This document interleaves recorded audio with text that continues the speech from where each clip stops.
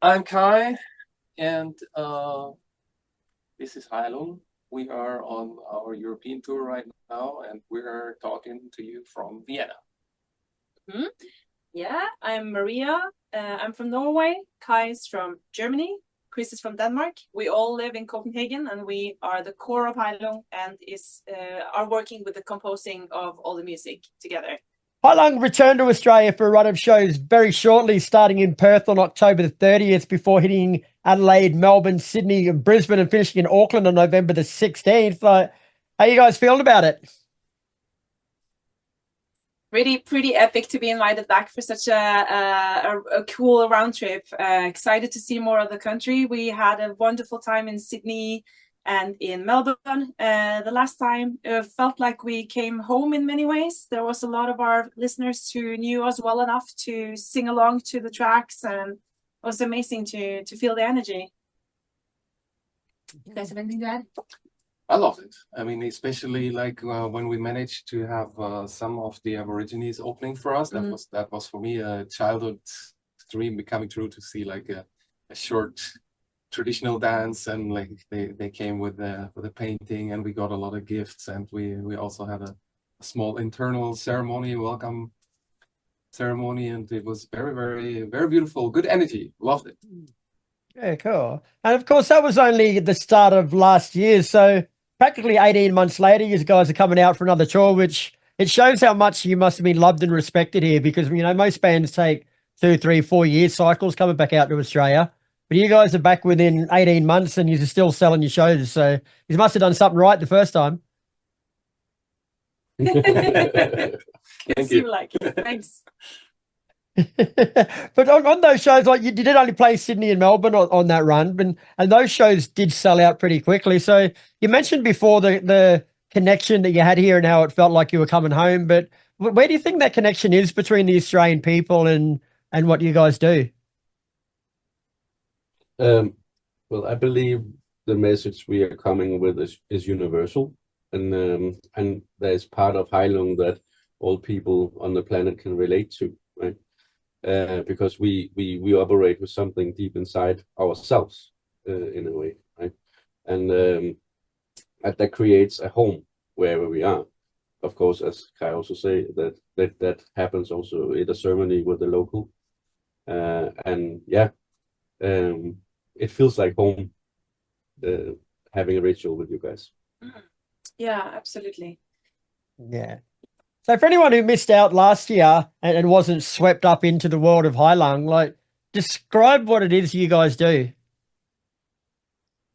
So it's a pre-Christian ritual with everything that contains. We invite the audience to participate in this ritual. So it's not a normal concert you're coming into. You can expect to be immersed in smells, sights, sounds, feeling. And the pieces that we perform is built up to make you at states like we aim to alter your state of mind with what we're doing here. So it's basically a build up through all the human emotions, from love, fear, anger, grief, and then turn it back again to peace. So in the end, after being churned through all this emotions, that you live in a more peaceful state than you had when you entered. So it is, and like Chris said, the message is universal. We're all humans with the same emotion. I guess it's a performance. What you do, like you say, it's not a concert. So do you have a basic structure or guideline that you work towards every night, or is every show completely different? I think every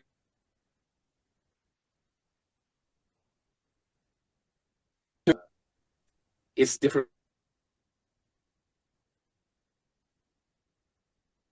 There's also the question of the actual place. So like some venues where we do it, everyone sits, right? Then there's the next venue, everyone is standing, and that makes a huge difference of like how people perceive it. So it also depends on the place where we perform the ritual, what is happening, and of course, like every time there's a couple of thousand individuals, they all bring their emotional luggage, you know, like, and there's also the question, like when we perform outdoors, is it raining or not? You know, like when it's like roasting, of course, people have a totally different energy than when it's pouring down, right? Mm-hmm. Yeah. The circumstance is different, but the intent is the same. Yeah. Okay. Yeah. That will change. Yeah, but we do come with more or less. We don't change much in the setup of pieces from tour to tour. It's more or less the same, with a few ins and outs of the different songs. But yeah, we are expecting to be able to show you something new in Australia. Yes. Yes. Yeah. Always. Very cool. And I think it's important to note here too, for people who might not be familiar with you guys, like this isn't just a stage show for you guys. Like you guys actually live and breathe this stuff. Like it's actual, you are involved and invested in every performance. It's not like you're just getting up there and putting on a show for the crowd, is it? No. We're always, like, a lot of bands, they have this like thing that they do behind stage, so that they like link up and have a shot together, or like, you know, do something. But we do that on stage. So like all the performers, all the participants in the ritual, we come on stage, and we call in the spirits. Everyone gets a blessing in the circle, and then we also link hands, and we recite something that is really supporting this feeling of becoming one entity, and like there we get into the mindset that we need to perform. Heilung production wise is a theater production on a rock stage on steroids, but what we do is not acting. What we're doing is real. Yeah. You guys started Heilung back in 2015.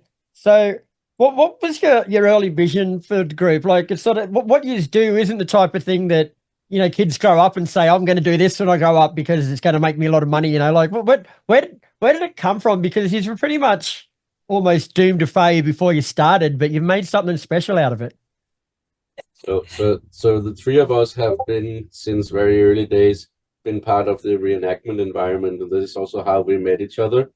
And that includes doing arts and music, among other things, in a historical context here in the north. So of course with a Nordic point of view, and that is certainly how we met each other. And from there, Heilung developed into what it is today. And it was started as a studio poetry project. It was never the intent to go live with this, because we were like, let's just go crazy and have no breathing process when we sing, and record a fireplace and turn it in backwards, and, you know, doing stuff that we knew could never be done, or we thought could never be done live. So it was never we had the full creative freedom of just playing in the studio with Kai's material and Chris's skills and my voice, and yeah. But then we got a bit talked into doing 2 gigs in 2017, and it sort of went a bit viral. So we thought, okay, maybe we should do it some more. So you incorporate a fusion of like ancient traditions with some modern innovations, but how difficult, I suppose, is it for you guys to honor the past but still embrace the future and the present? Because they're two totally different worlds, aren't they? Yeah, I clearly see it as a like kind of a bridge, so to say, because like on one hand we come in with like reconstructed instruments that date all the way back to the beginning of mankind, but on the other hand we use like the most modern sound systems and sound manipulation programs and everything. And I think it's really important to, like, I see it like a little bit like a tree, so the roots go all the way back to where we come from, and the branches, they stretch all the way out in where we're going to, right? As awesome as it is for the audience to watch, like it's got to be emotionally and mentally exhausting for you guys. Like it's not like you turn on the lights and go home from something like that, you know. Like you take it with you and you're living and breathing it day in day out. Like it's got to be exhausting.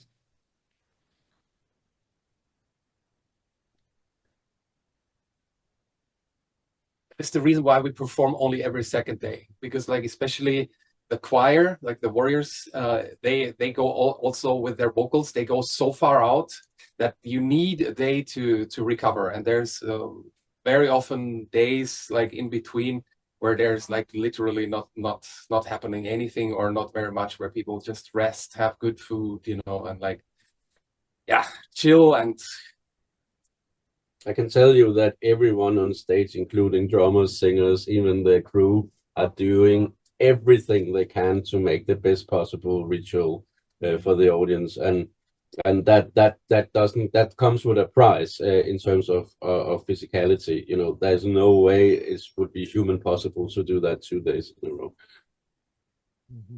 Yeah. But you also utilize instrumental items that date back to the Ice Age, including there's human bones, you got ritual bells, percussive instruments. So tell us about some of those and how they contribute, I guess, to the overall performance. Well, I believe there is core sounds we as humans over time have developed into instruments.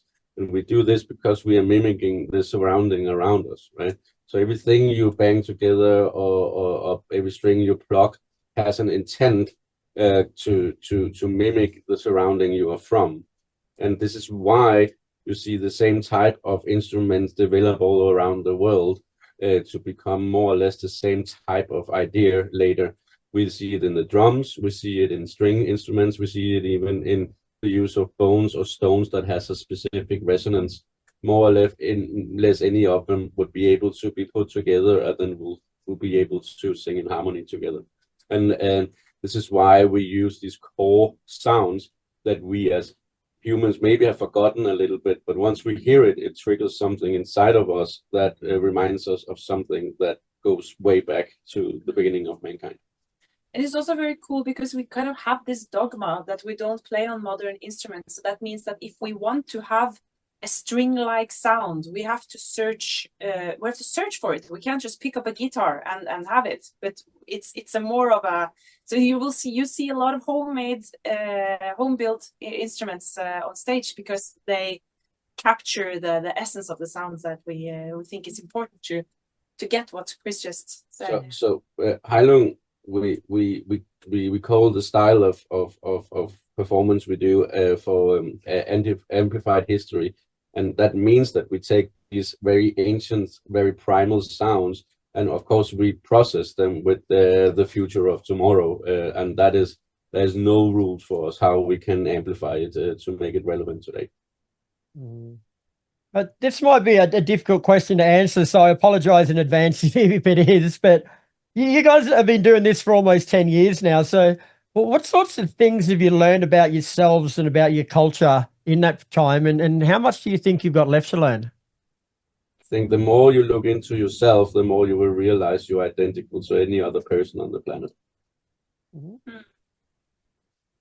Yeah, absolutely. And there's just so countless times where I get told by people that they feel some connection to their own ancestry by listening to our music, and that is just, it seems more and more to be the core of it, that we're able to bring out some feeling of belonging in our listeners, and this is in the beginning we maybe wasn't aware of the reach it would have. We have had an idea, and I don't know, Kai always knows a little bit more than the rest of us, so I don't know about you, but it becomes more and more clear that what we're doing has an impact, and it's beautiful to see.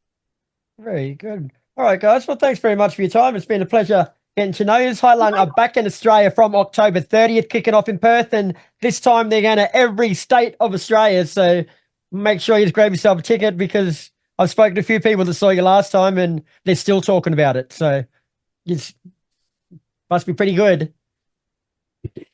Can't wait to see you guys. No worries, Thank guys. Thanks very much. Enjoy the rest of your night tonight, and we'll see you in a couple of months. Yeah, See you see you. soon. See you. Bye-bye. Bye.